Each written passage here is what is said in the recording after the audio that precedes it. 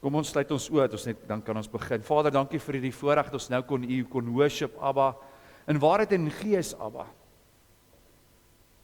In waarheid en in gees, Abba. Nie net in gees nie, nie net in waarheid nie, maar in waarheid en in gees. Abba, ek bid nou, Vader, dat U deur my sal spreek, Abba, en mag ons so Samuel sê, Vader, spreek, U diensknegte luister. Ons is oop vir U, Vader, ons maak ons harte oop, Abba, en ons vra dat U ons sal hierdie manna uit die troonkamer vir ons sal gee, wat vars is, Abba. Dankie dat U sê in Spreuke, maar U sal vir ons hierdie skatte gee vir die wat dit soek. En ons het hierdie soeke, Abba, vir die skat, en ons eer U daarvoor. Dankie, Vader, spreek nou, U diensknegte luister, in Yeshua se naam bid ons dit, amen. Amen. As hy julle, dankie, so ons is besig met 'n reeks, nog steeds oor die tabernakel, ons het al 2 jaar wat ons oor die tabernakel praat, en dit is so groot voorreg, dit is so amazing, en hoe Abba net sy woord oneindiglik is, en hy's ewig is Olam, Abba sê hy's Olam, hy's vir ewig, en dis kom Yeshua sê, ek is die Alpha en die Omega, ek is die begin en die einde, en die Alef bet, as jy sê die Alef en die Taf, dit is en hoe mooi die Taf, wat eindig, waar hy sê, hy is die einde, en as jy Openbaring gaan lees, dan is hy die einde, want Yeshua kom en hy kom gee die hele Openbaring, wat hy self gee, wat hy sê, Johannes skryf hierdie op, en dan sê hy, daar mag niks uit hierdie boek uitgaan nie. So, ons is besig met die tabernakel, soos ek sê het, ons is nou daar by die Holy of Holies gedeelte, en ons het laasweek gepraat oor die veil, en by die voorhangsel, en hoe die voorhangsels was, en hoe Yeshua self die veil is, hy sê, ek is die deur vir die skape, en ons weet, dit is die verlore skape van Israel, vir wie hy gekom het, en so ek wil vandag 'n bietjie aangaan met die hoëpriester, ons weet vandag, Yeshua is ons hoëpriester, en dit is belangrik om te kyk na die priester self, wat het hy aangegaat, en hoekom het hy so aangetrek, en as dit Vader se wil is, gaan ons volgende week aangaan nog met die hoëpriester, en dan gaan ons weer teruggaan na die 12 stamme toe, want dit is die borsplaat verteenwoordig die 12 stamme van Israel, en ja, ons sal graag, ek het dit so geniet om die vorige keer die 12 stamme te doen, maar ek vertrou Abba wil ons hierdie keer bietjie dieper invat in die 12 stamme, en dat ons dit kan doen, want dit verteenwoordig die bruid, volgens Esegiel 37, wat Vader Jahwe sê, is dat hy gaan vir ons hy gaan die 2 huise, die huis van Israel en die huis van die Jode, wat hy weer saamgebring, so 2 stokke wat hy gaan eenbring, en dit gaan die bruid vorm, en ja, so ons is, so dat ons bietjie hierso met oor die hoëpriester bietjie praat oor sy klere, en vandag gaan ek bietjie oor hoekom het hy die blou aangegaat. Dit is nogal baie belangrik, die blou kleur, ja. So, vandag wil ek begin deur te sê, dat Yeshua is ons hoëpriester. Stem ons saam daarmee? Ja, hy is ons hoëpriester, en ons is die priesters vandag, en ek gaan nou vir ons die woord uitlees daar, maar die woord sê, Stefanus word gestenig, hulle is besig om klippe op hom te gooi, en hy is net Vader kom en hy is in die gees, en hy sien hierdie stene val, dit reën, en hy maak sy oë oop, en hy sien vir Yeshua aan die regterhand van Vader Jahwe staan. Nou baie keer het julle al gehoor van, wat mense opsê is van, Yeshua sit aan die regterhand van God, ons het dit baie keer opgesê, maar het jy al ooit gelees dat hy staan aan die regterhand van Vader Jahwe?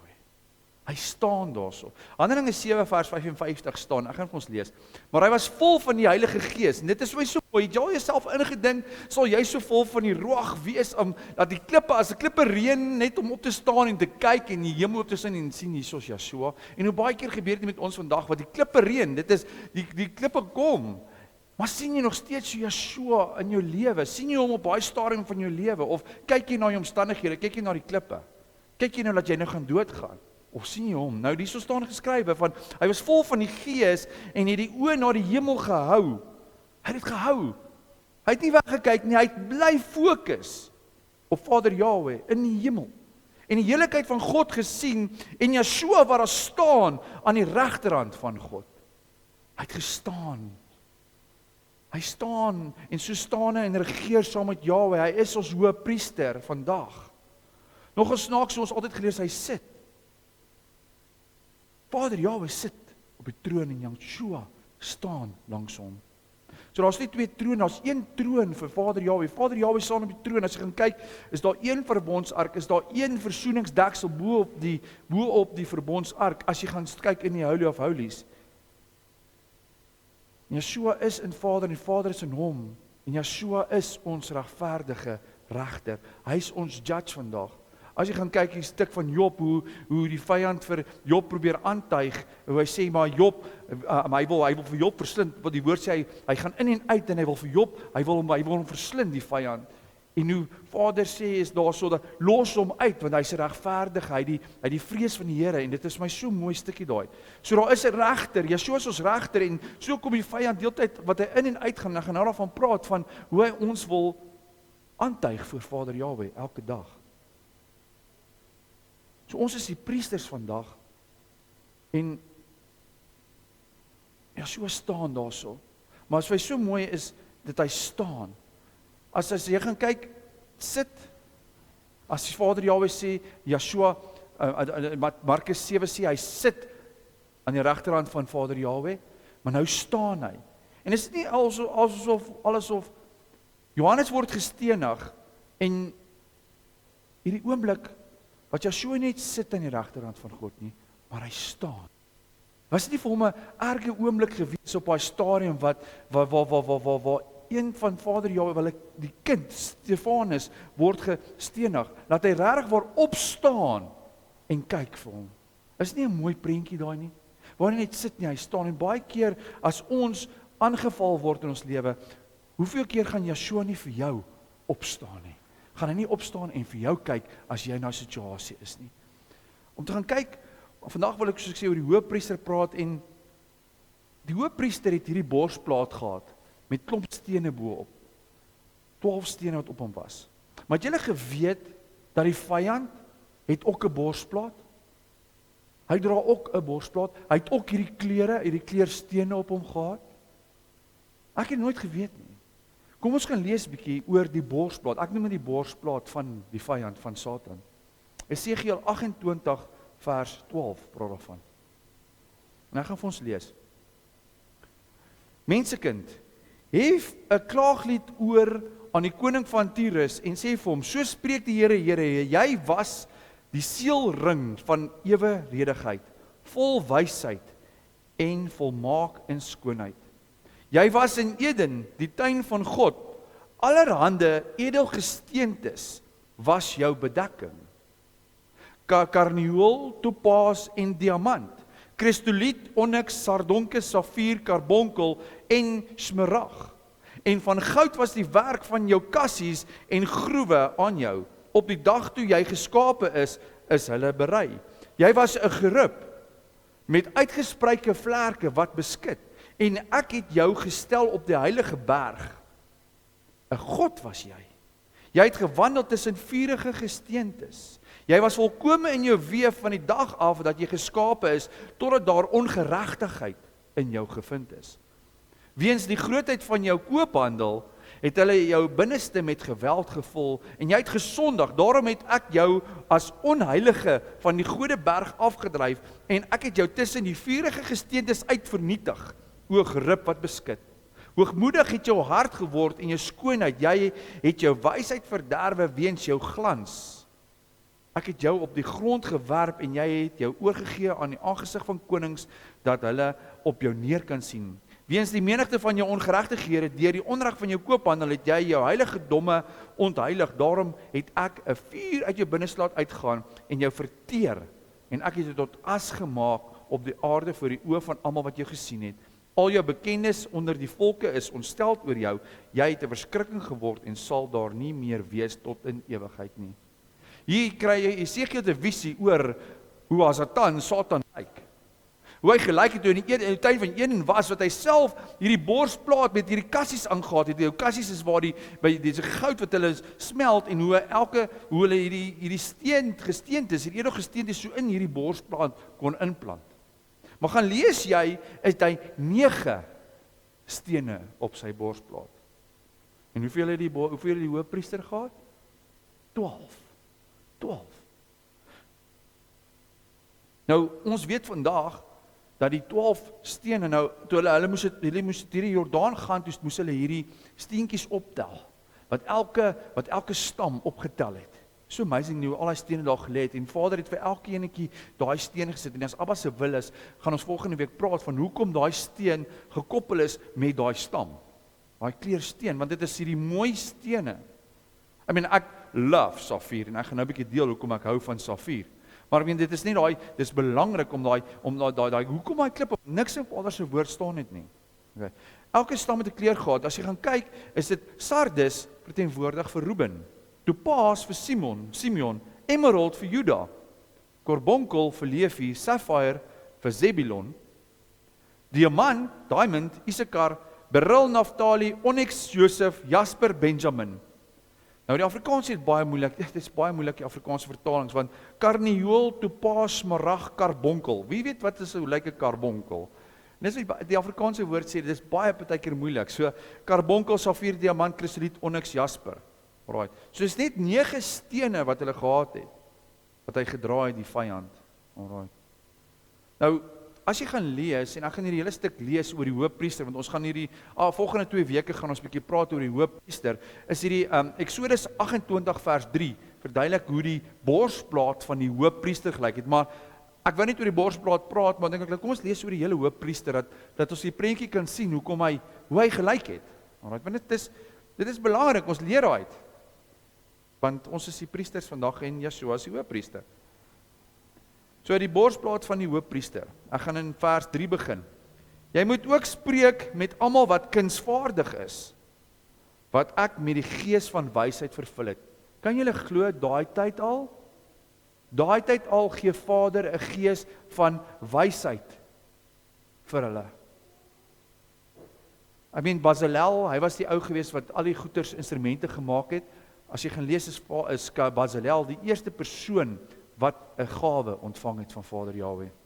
So, hy het 'n gees van wysheid het hulle vervul, dat hulle vir Aaron die klere maak, om hom te heilig, dat hy vir my die priesterampt kan bedien. Dit is die klere wat hulle moes maak, 'n borstas, en 'n skouerkleed, en 'n mantel, en 'n kunstige bewerkte rok, 'n tulband en 'n gordel. So moet hulle dan vir Aaron jou broer heilige klere maak, en vir sy seuns, dat hulle vir my die priesterampt kan bedien. En hulle moet die goud en die pers en purperrooi en bloedrooi stowwe en die fyn linne neem. En hulle moet die skouerkleed maak van goud. Dis die skouerkleed, so uit op hierdie skouers het hy hierdie kleed, hierdie ding gehad, hier bo op sy skouers, alright? Skouerkleed maak van goud, pers en purperrooi en stowwe van fyn dubbelraad linne as kunstige werk. Okay. Dan moet hulle 2 skouerstukke, dis nou waarvan gepraat het, hê wat aan mekaar vas is. Aan die 2 boende moet dit saamgevoeg word en die band wat daarin is om dit vas te bind, moet van dieselfde werk en daarmee saam uit een stuk wees, van goud, pers en purperrooi stowwe en fyn dubbelraad linne. En jy moet 2 onyxstene neem en die name van die kinders van Israel daarop grafeer. 6 van die name is aan een kant op die een steen en 6 aan die name aan die ander steen volgens die geboortes. Met grafeerwerk soos 'n seelsteen uitgesny word, moet die 2 stene grafeer volgens die name van die kinders van Israel. Jy moet hulle vasmaak, dat hulle vassit in kassies van goud. So dit is hierdie goue stuk wat hulle nou hierdie klippies ingesit het. Alright. En jy moet 2 stene op die skouerstukke van die skouerkleed bevestig as gedagtenisstene vir die kinders van Israel. Gedagtenisstene, onthou hierdie woord. Aaron moet hulle name op die 2 skouers dra voor die aangesig van die Here om hulle in gedagtenis te bring. In gedagtenis. So die hoofpriester gaan in die Holy of Holies in 1 keer 'n jaar op Yom Kippur, dag van versoening, wat hy ingaan. En hulle moet, Vader sê, sit hierdie 12 stamme op jou skouers en gaan in om dit vir gedagtenis te bring vir Vader Jahweh. In remembrance. Die hoofpriester het dit in remembrance, die 12 stamme, die bruid vir Vader Jahweh gebring. En Yeshua is vandag, is hy die hoofpriester. Dink julle nie, hy vat ons in elke dag, en by Vader Jahweh, wat hy ons invat, in herinnering, dat Vader die bruid kan herinner elke dag nie. Dis my so mooi. Hy bring ons vir Vader Jahweh in herinnering. En hy dra die bruid op sy skouers. Hy dra die bruid, die 12 stamme van Jakob, Israel. Jakob se naam is verander na Israel toe. Alright, Israel verteenwoordig die bruid. As jy nie verstaan nie, kom vra my na die tyd. Yeshua dra ons op sy skouers. Soos hulle daai tyd die verbondsark op sy skouers moes gedra het, dis Vader se teenwoordigheid gedra het, so kom hy ook en hy dra die bruid op sy skouers. Want hy sê, sag is sy juk en lig is sy las. Sag is sy juk en lig is sy las. Kom ons lees verder, vers 13. Jy moet dan kassies van goud maak en 2 kettinge van suiwer goud draai, so stoutjies moet hulle maak en maak die ketting so stoutjies gedraai aan die kassies vas. Jy moet ook die borstas van beslissing maak van kunstige werk, soos die werk van die skouerkleed moet jy dit maak van goudpers, peperrooi en bloedrooi stowwe en van fyn dubbeldraad linne moet jy dit maak. Baie amazing hoe Vader Jahwe soos die wylhok wat hy sê die dubbeldraad linne wat hulle moet gebruik. Hierdie dubbeldraad linne verteenwoordig, dit was baie diersame stof. Die wyl self, die voorhangsel was ook hierdie dubbeldraad linne gewees wat hulle moes dit is 'n baie duur item daai tyd gewees, soos enkeldraad linne en dan dubbeldraad linne. En dit is soos in hierdie priester wat hierdie dubbeldraad, hy kry nie net gewone linne nie, hy kry nie 'n petbaadjie nie.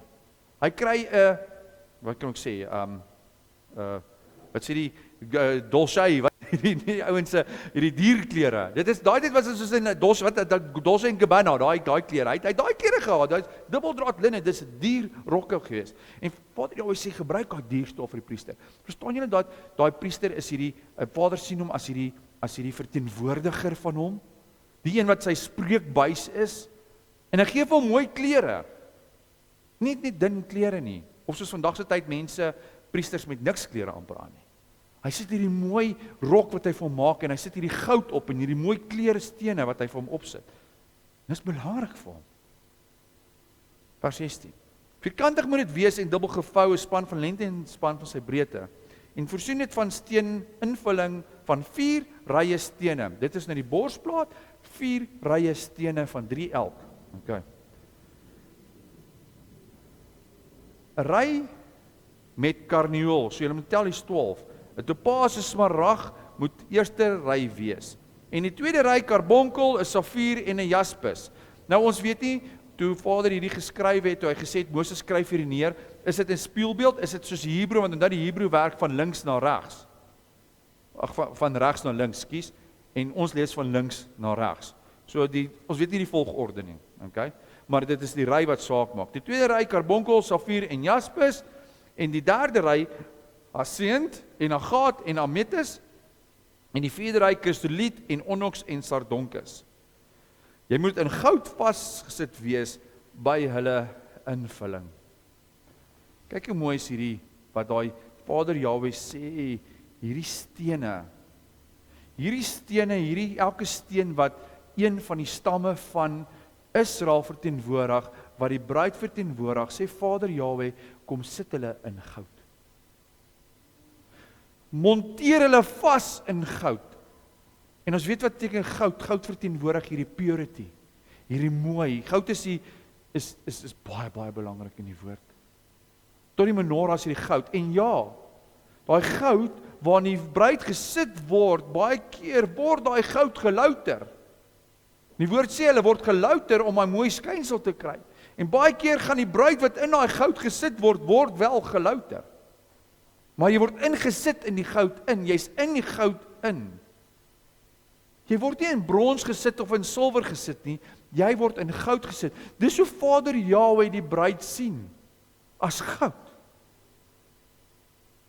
Vers 21. En die stene moet volgens die name van kinders van Israel 12 wees, volgens hulle name.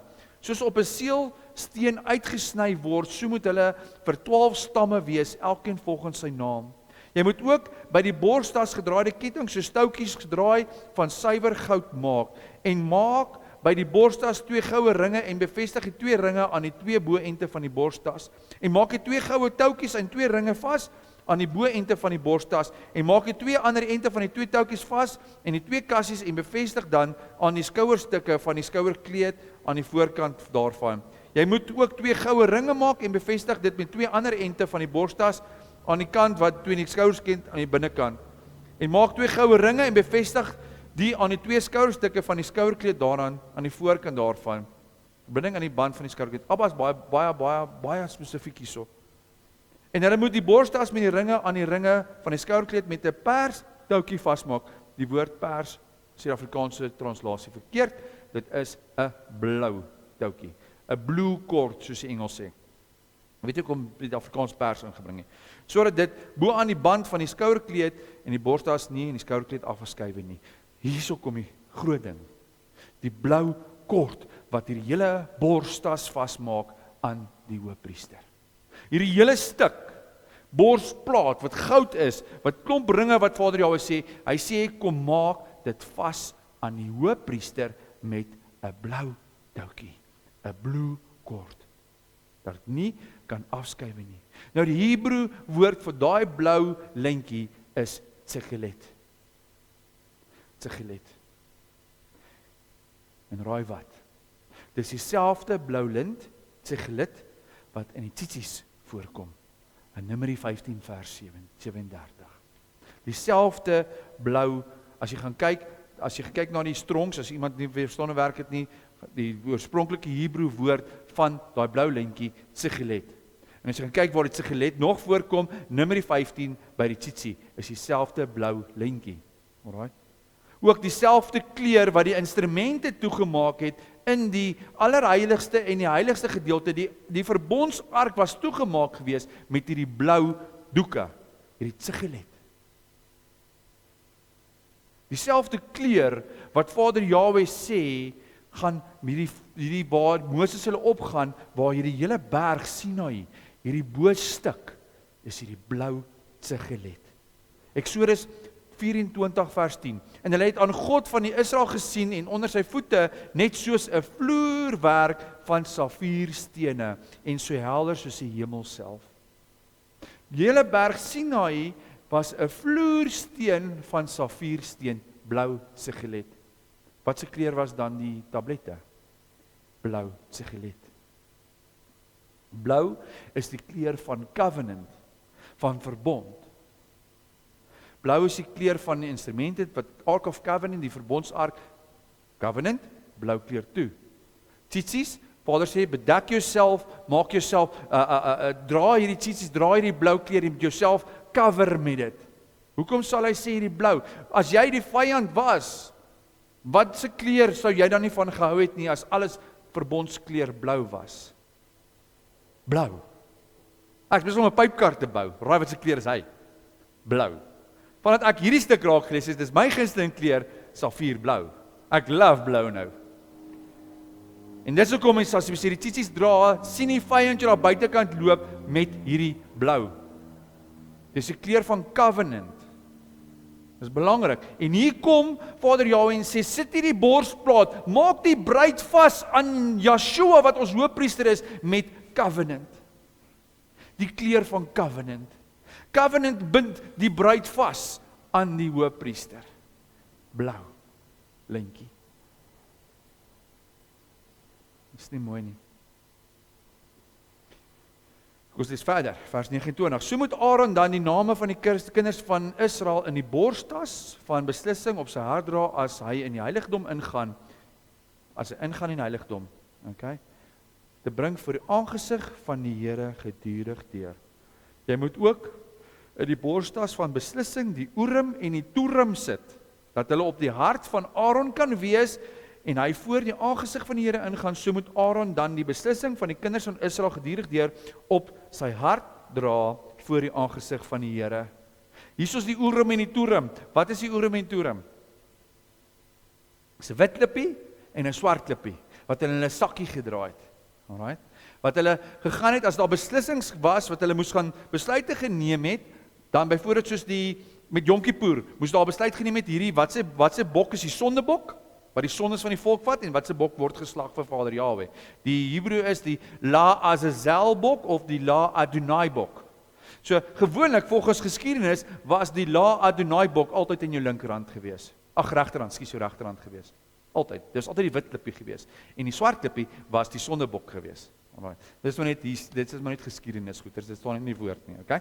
So, maar die Urim en Turim was soos 'n besluit, soos ons daai tyd met loetjies getrek het met vierhoutjies wat jy nou die kort enetjie, dan sit nou daai enetjie beslissing, ek weet nie hoe doen nie, sê dit moet nie te veel. Ek wil dit nie eens noem nie, moet nie doen nie. Mens moenie lotery nie, alright. Maar daai tyd het hulle basies van hoekom, ek sal nou vir julle sê, maar daai tyd het hulle 2 klippies gehad. Alright, sê Vader, as ek hierdie swart klippie, as ek hom nou kry, dan verteenwoordig dit ek moet nou daai bok vat. Verstaan? Dink aan daai ene. Dis hoe hulle gehad het. Maar wat vir so mooi is Vader Jahwe sê, sit dit by jou hart, Aaron. Sit dit by jou hart. Nou as jy gaan kyk, is daai sakkie binne in die borsplaat ingesit. In die borsplaat was daar 'n pocket gewees wat hy kon ingaan, wat hy by sy hart gelê het. Met ander woorde, wie is ons Urim en ons Thummim vandag? Heilige Gees, Ruach HaKodesh. Dis die Heilige Gees, dis die Ruach HaKodesh wat vir jou sê, gaan links, gaan regs. Doen dit so, moet dit nie so doen nie. Dis Heilige Gees. Wat in ons hart is, want ons is die tempel, 1 Korintiërs 6 vers 19, ons is die tempel van Jahwe vandag, en die Heilige Gees, tempel van Heilige Gees wat in ons bly. Alright? So hy bly in ons hart, die Ruach HaKodesh. Vader sê in Jesegiel 36, hy sal vir ons 'n hart van klip en uithaal en vir ons 'n hart van vlees gee, en hy sal sy Gees in ons plaas om ons te maak, sy wet, sy insetting en sy verordeninge te doen. Right? So dis die Urim en Thummim wat in ons hart is. En dit is so mooi, hy's in die bruid. Dis ook om die borsplaat wat die 12 stene wat die bruid verteenwoordig, hy's in die bruid. Kan julle die prentjie sien hoe Vader Jahwe al daai tyd die uitstorting van sy Ruach al gewys het by die hoofpriester wat na Joshua gekruisig is, soos ons 2 weke terug al praat, is die Ruach uitgestort. En wat doen die Ruach? Hy gee vir ons krag. Hy's ons trooster. Hy tree in vir ons by Vader Jahwe volgens die woord. Dis die Ruach, Heilige Gees. En dis so mooi daai Urim en Thummim wat Vader sê dra dit hierso. Kyk, ons lees verder, vers 31. Jy moet die mantel van die skouerkleed heeltemal van persstof maak en die opening van die hoof van die middel daarvan rondom die opening moet die soem vir werkswerk wees, soos die opening van die pantser moet dit daaraan wees dat dit nie kan skeur nie. En maak ook die soem daarvan grenaatjies van pers en purperrooi en bloedrooi kleur aan die soem daarvan rondom, dis nou hier onder, en daaraan tussenin goue klokkies daar rondom. En goue klokkie en die grenaatjie, 'n goue klokkie en 'n grenaatjie aan die soem van die mantel rondom. So hierdie klokkies, en die klokkies is baie belangrik geweest. Daai tyd as die hoofpriester in die Holy of Holies ingegaan het, as hy die klokkies nie meer gehoor het nie, dan het hulle geweet hy het omgekap. Hy het dood gegaan. Soos die klokkies het is. So jy het duidelik geweet as hierdie hoofpriester aankom. Nou daar's gesegde geweest van hy is die dief in die nag. Die hoofpriester is daai tyd gesien as die dief in die nag. Want dis nou stories, hulle reken, daai tyd het van die priesters aan die slaap geraak in die aand as hulle werk moes gedoen het. En dan die hoofpriester gegaan en het hulle rok in die brand gesteek. Dan het hulle gehardloop. Dis nou net stories. Dis miskien maar kinderstories wat ons nou maar kinderstories vertel van Afrikaans doen ons dit baie. Maar dan het hulle gehardloop. Hulle sê hy kom soos 'n dief in die nag. Hulle het nie verwag wanneer die hoofpriester kom nie en hulle moes heeltyd gereed gewees. Want kyk, hulle nog steeds hulle werke gedoen het in die aand en nog steeds hulle dinge gedoen daarso. Hulle was besig geweest. Die vuur moes heeltyd bly brand het van die bronsaltaar. Hulle moes hout heeltyd opgesit het vir dan om die vuur van die bronsaltaar te brand. Want die volgende dag moes daar weer offers gewees het. Volgende oggend moes hulle seker gemaak het daarso is die menorah vol olielampies vol olie gesit het. Hulle het geworship in die oggend en in die aand geworship. So daar's heeltyd hierdie klokkies. So hulle kon weet die hoofpriester kom aan en dit is so amazing van dat Joshua, ons weet ook nie wanneer hy kom nie, maar ons moet gereed wees, ons moet heeltyd ons werk doen en ons gaan hoor wanneer hy kom want die bramshoring gaan blaas. Dis die klokkie. Dis die klokkie vandag.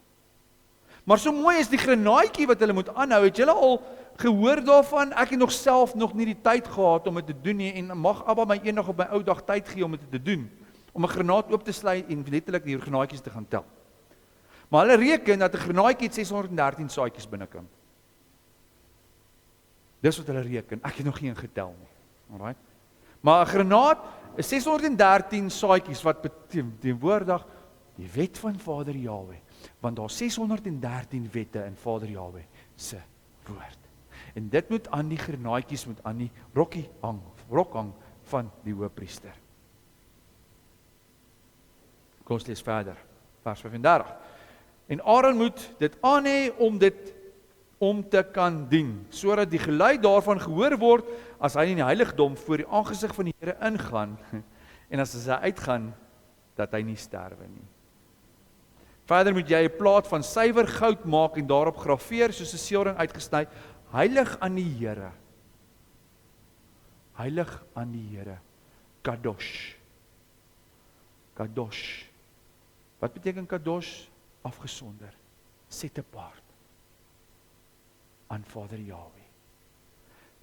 Die hoofpriester was afgesonder gewees vir Vader Yahweh. Hy het 'n plaat op sy boekop gehad van heilig aan die Here.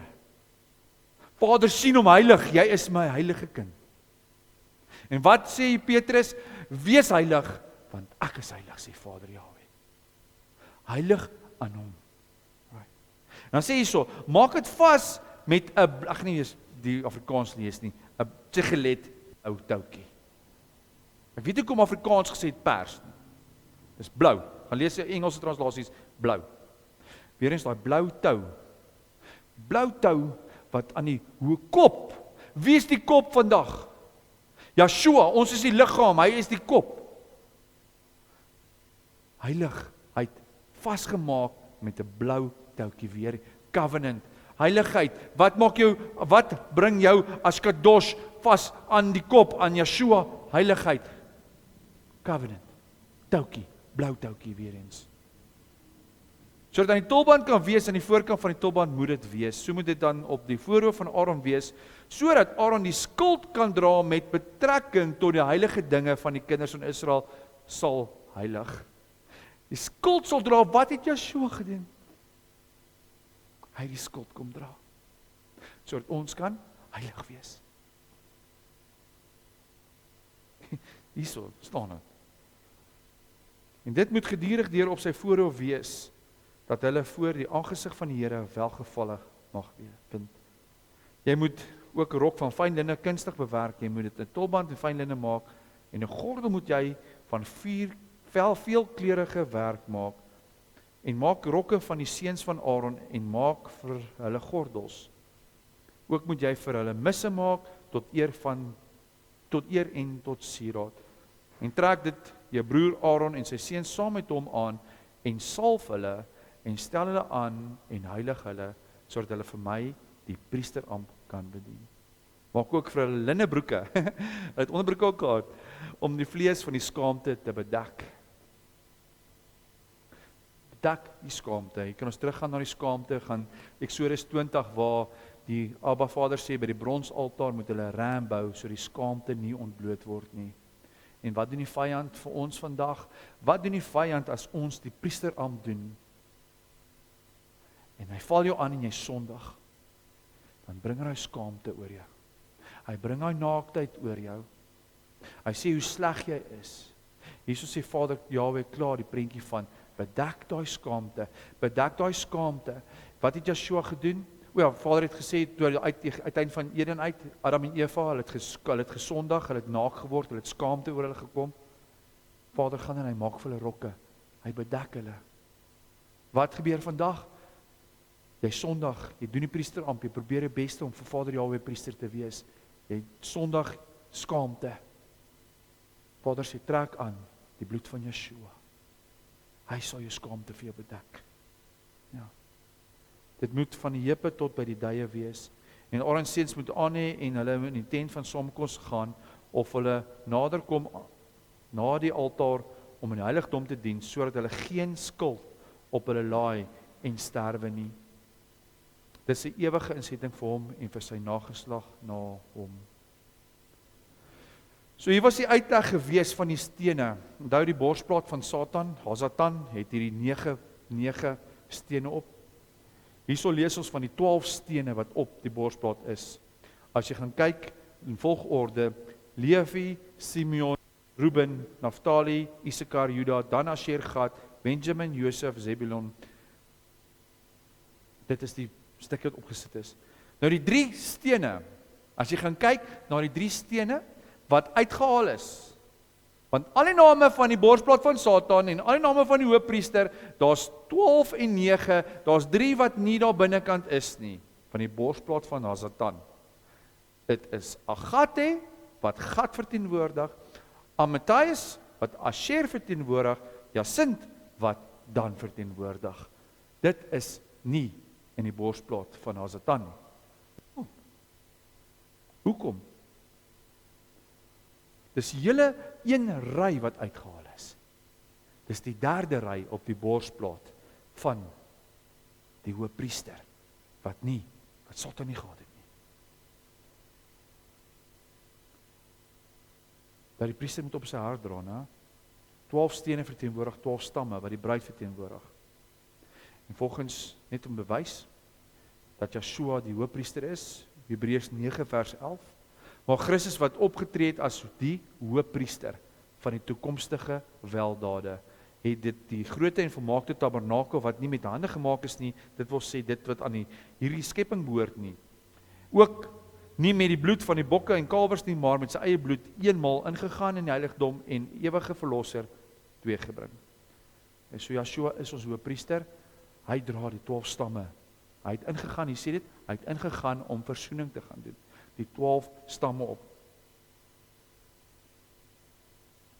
Maar hoekom is hierdie stuk van 9, hoekom het Satan nie nou 3 nie? Hoekom kort hy dan vir Dan? Hoekom kort hy vir Asher? Daar moet ons nou rede wees. Daar moet 'n rede wees hoekom hy daai, want onthou net, die vyand kom en hy cover. Hy cover. Die woord, hy cover, hy bedek. Hy's die engel wat beskit. Dis wat ons nou gelees het. Hy's die engel wat beskit. Hy cover. Die Hebreëus is covereth, wat hy sê. Nou covereth beteken to protect, defend, face in. Kom ons lees gou hierso. Jesaja 14 vers 10, wat hierdie stukkie verduidelik. Hulle hef almal aan en sê vir jou, ook jy het kragteloos geword soos ons. Jy het soos ons geword. Jou trots is neergewerp in die doderyk.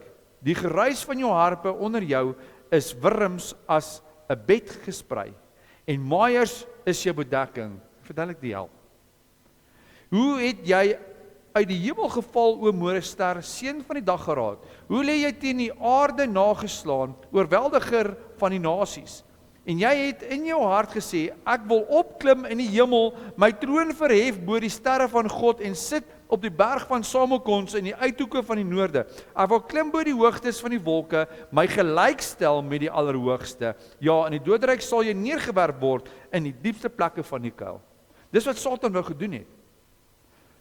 Baie mense sê Satan is die engel gewees van worship. Right? Hy is die engel van worship. Maar nee.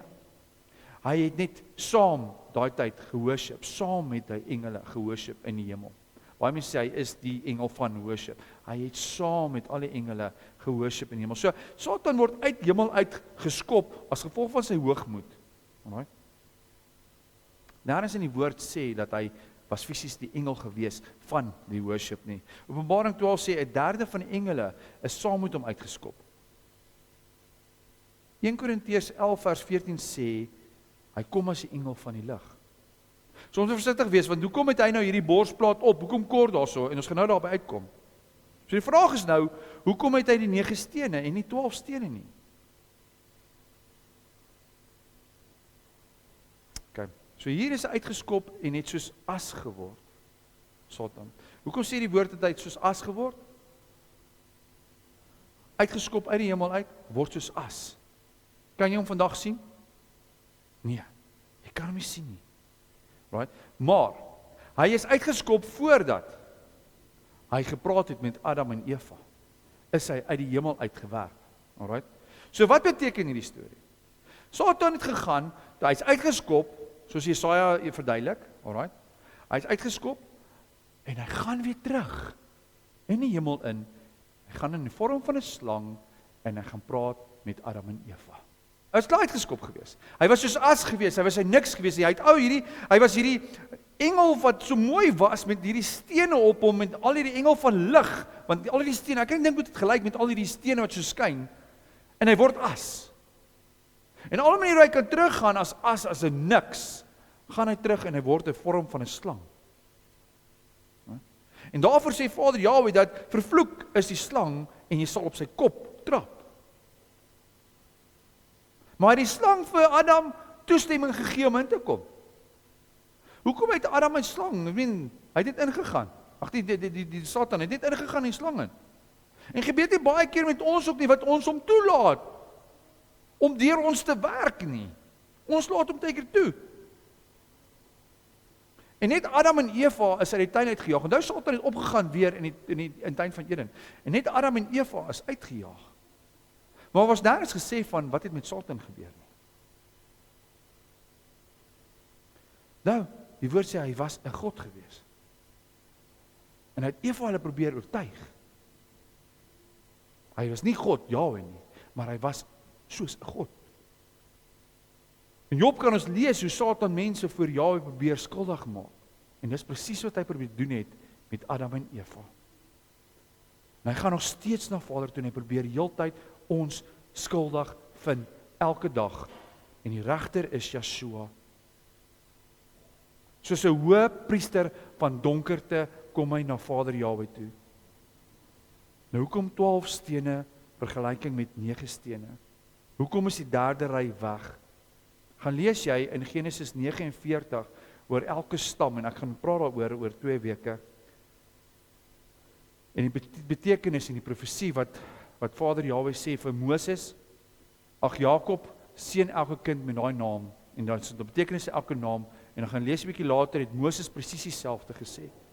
Gaan kyk ons hoekom Gad uitgehaal is. Hoekom is die 3 stene nie daar nie? Die eerste steen is Gad. Genesis 49 vers 19 praat daarvan. 'n Bende sal hom aanval, maar hy sal hulle aan die hagskeen gryp. Nou, Gad is nie in die borsplaat Satan gewees nie. Hy sal hulle aan die hagsteen gryp. Wat beteken dit? Engels. A crowd of shoulders shall overcome him, but will grab him by the heel. Ek sê dit in Engels, want dit verstaan baie beter. Wat byt jou aan jou? Wat vat jou gewoonlik op jou hakke? 'n Slang. Die Hebreëse woorde vir hierdie stuk is gedoet, geloof, akef. Nou net na hierdie profesie te kyk in Hebreë, daai stukkie, as jy daai hele stukkie vat en jy gaan ontleed hom in Hebreë, sê dit, 'n groep sielkundiges en manne sal die bruidegom sny en kneus deur dit in te druk, maar die een wat lê en wag om een by die hak te gryp en te oorwin. Dink dit nie vir julle soos wat Satan doen nie? Gad is nie op die borsplaat gesit nie. Dit beskryf Yeshua se kruisiging. Hoe die een oorwin het wat aan die hagskeen gebyt is. Hy het Satan oorwin. Die tweede ene, Asher.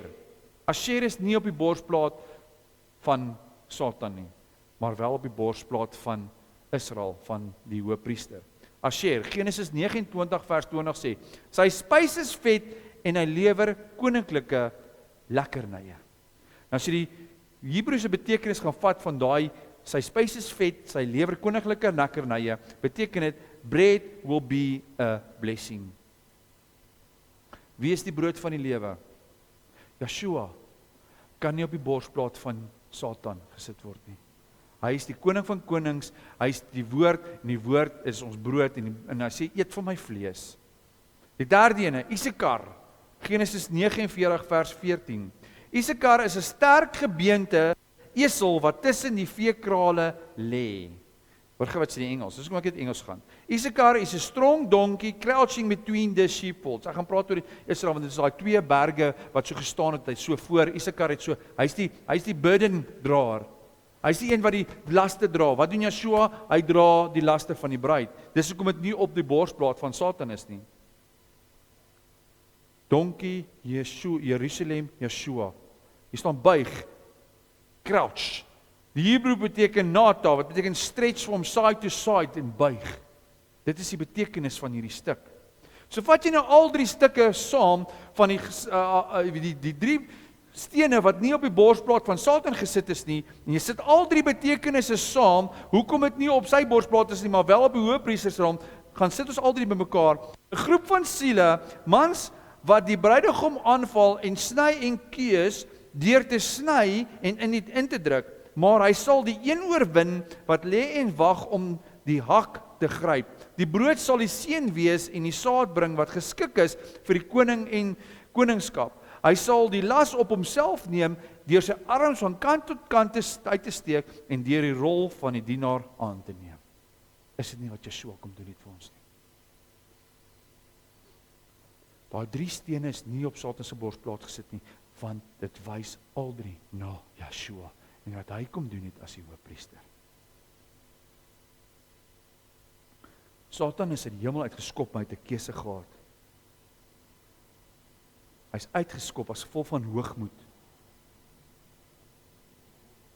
So daarvoor moet ons se Vader Jahwe vra om nie hoogmoed te hê nie, dat hy ons skoon was in die waterbad van die woord elke dag. Onthou, Yeshua is die Melchisedek, is hy ons koning en ons priester. Hy is die righteousness. Melchisedek beteken righteous king, en hy is ons regverdige koning vandag, en ons is die priesters en hy is ons hoëpriester. Die vraag is vandag, wie se borsplaat dra jy? Wie se borsplaat dra jy? Of dra jy daai 3 ekstra stene saam, aanvaar jy wat Yeshua vir jou gedoen het? Wat se borsplaat trek jy aan met die wapenrusting van elke dag? Die bruid moes tekens dra. Gaan jy 'n teken wees? Gaan jy deel wees van die bruid? So volgende week, as dit Vader se wil is, gaan ons praat oor hierdie stene op die borsplaat van die klere en hoekom daai klere vir elke stam gegee is, en dan gaan ons begin kyk na die betekenis van elke stam. En dit is 'n amazing journey. Ek eer Abba daarvoor ons het daai tyd gedoen het. Dit was net amazing geweest om te sien die profesie wat uitgespreek is, wat Jakob oor elke seun uitgespreek is en hoe hy geword het, laat hy dit werklik waar geword het. En wat hy gedoen het, wat was hulle keuses geweest? Het hulle besluit om te verander? Het Gad besluit, het hy besluit, hy gaan hierdie een wees wat sy naam nie op die borsplaat geskrywe word, wat as dit dan is nie, of het Gad, op 'n einde van die dag, het hy hierdie goeie stam geword. Want as jy gaan kyk na Gad sy hele geskiedenis, was hulle die enigste stam gewees, hulle was die gatekeepers gewees van Jerusalem. Hulle het nie gegaan, hy het al hulle goeders gelos voor Jordaan, hulle het gegaan en hulle het gaan veg. Het elke boetie gehelp om te vestig in die land Jerusalem. En hulle het teruggegaan en het gevestig, maar hulle was heeltyd onder aanval gewees, want hulle was die enigste die stam net voor die ingang by Jerusalem gewees. Hulle moes heeltyd veg om te keer vir die mense wat in Jerusalem ingaan. So, het Gad daai keuse gehad? Ja. Het Asher 'n keuse gehad? Wat het Asher gedoen? Wat het Dan gedoen? Dan op 'n einde van dag het dit heeltemal gelos. En dis hoekom as jy gaan kyk in Openbaring, is daar 2 stamme wat se name nie geskrywe is in Openbaring by die name van die hekke van die stad waar jy gaan ingaan nie. En dit is Dan en Efraim wat se name nog sit nie as gevolg van afgodsdiens. Die keuse het gemaak, hulle daai keuse. Jy het 'n keuse vandag of jy wil deel wees van hierdie bruid. Jy het 'n keuse of jy wil deel wees van hierdie borsplaat wat op die hoëpriester staan, wat ingaan by Vader Jahwe elke dag. Hy is jou regter. Jy het 'n keuse. Of dra jy die borsplaat van donkerte van die vyand. Want 3 van daai stene mag nie daarop gekom het nie, want teenwoordig Yeshua. Dankie julle. Kom ons sluit af. Vader, dankie vir hierdie voorreg wat ons het, Abba, om te kan leer nou uit die woord uit, Abba. Ons eer U vir die woord, Abba. Die woord is vir ons soos manna, Abba. Vader, U sê vir ons, U sit vir ons heeltyd keuses in die lewe. U sê in Deuteronomium 28, kies blessing, kies seën, kies vloek. En soos al daai tyd toe Joshua voor die beloofde land staan, daar waar hy voor die Jordaan moet ingaan, daar waar hulle op hierdie 2 berge waar hulle moet ingaan en hulle moet hierdie blessings en die curses uitskree, hierdie 2 berge. Die berg Galboa en Gebor, daar ander naam, die 2 name van die 2 berge waar die blessings uitgespreek is en waar die hoëpriester met die verbondsark tussen hierdie 2 berge staan. Die verbond wat tussen hierdie 2 berge staan. En hulle moet kies, blessing of curses. En Abba, so is waar die hoëpriester, as Yeshua vandag is, volgens die woord, is hy ons hoëpriester. Waar hy staan en ons moet 'n keuse maak. Boetie en suster, wil jy vas wees aan die hoëpriester? Wil jy deur verbond vas wees soos hierdie blou toutjie? Wil jy die kleur van covenant dra, want die vyand hou nie van daai kleur nie. Vader Jahwe sê, bedek jou met daai kleur. Sy woord, sy Torah, sy wet, sy insetting, sy verordening is geskryf op daai kleur, daai safier. Dra jy die verbondskleur, boetie en suster? Vader, dankie Abba dat ons hierdie keuses het, dat U vir ons elke dag sê, choose life, choose death. Ons het 'n keuse. En Yeshua, dankie dat U gesterf het vir ons sonde, dat ons die weg kan ken, en U sê, ek is die weg na my Vader toe. En dankie Vader, dat U die Ruach gegee het, die Heilige Gees gegee het, wat nou in ons hart is, wat ons wys wat om te doen elke dag, die weg te wys. Dankie daarvoor Vader, dat U vir ons 'n trooster gestuur het, en iemand gestuur het wat vir ons intree by U. Mag ons net U stem hoor elke dag soos die skape. Mag die skape die herder se stem ken. Yeshua, U het gekom vir die verlore skape. Maar mag ons U stem ken. Mag ons nie luister na die valse ene nie. Mag ons nie luister na die een wat kom soos die engel van die lig. Hy is nie die engel van lig nie. Mag ons nie luister na sy stem nie. Gee ons vir ons asseblief 'n gawe van onderskeiding, sodat ons U stem kan hoor, Yeshua. Dankie Vader. Abba, dankie dat U ons so lief het, Abba, dat U vir ons hierdie seën het, Abba. U sê Numeri 6, maar spreek dit uit aan Israel. Israel, ek het vir jou hierdie seën. Aaron, Moses, spreek dit uit. En Yeshua, dankie dat U gesterf het, sodat ons kan deel wees. Galasiërs 3 vers 29 sê dat ons is erfgename aan die beloftes wat gegee is aan Abraham, Isak en Jakob. Die beloftes wat gegee is vir Israel. Dankie dat ons dit kon ontvang nou. Ontvang dit nou, boetie en sussie, die seën wat Vader Jahwe vir jou het. Ja, Varecha Adonai Vishmarecha. Ja, Adonai Panevlecha Vichuneka. Yesa Adonai Panevlecha Viasemlecha Shalom. Vader Jahwe sê hy sal jou seën. Vader Jahwe sê hy sal jou bewaar. Hy sê hy sal sy engele opdrag gee om jou te beskerm, maar ken hom en wees lief vir hom. Maar Vader Jahwe sê hy sal sy aangesig oor jou verhef. En hy sal sy aangesig oor jou laat skyn. Mag jy skyn soos daai goud wat op die borsplaat van die hoëpriester was. Vader Jahwe sê hy sal vir jou sy vrede gee. Ontvang nou jou vrede in jou huis, by jou in jou huwelik, oral waar jy gaan, jy boetie, soos hy jou in en jou uit. Ontvang Vader Jahwe se Shalom vrede. Dankie Abba, ons ontvang dit nou deur die kragtige werking van die Ruach HaKodesh, die Heilige Gees. En deur ons koning en ons hoëpriester, die seun van Jahwe, se naam, Yeshua Messiah se naam vir ons dit nou. Amen. Amen. Dankie julle. Like asseblief ons video, subscribe asseblief ons kanaal en stuur dit vir jou vriende.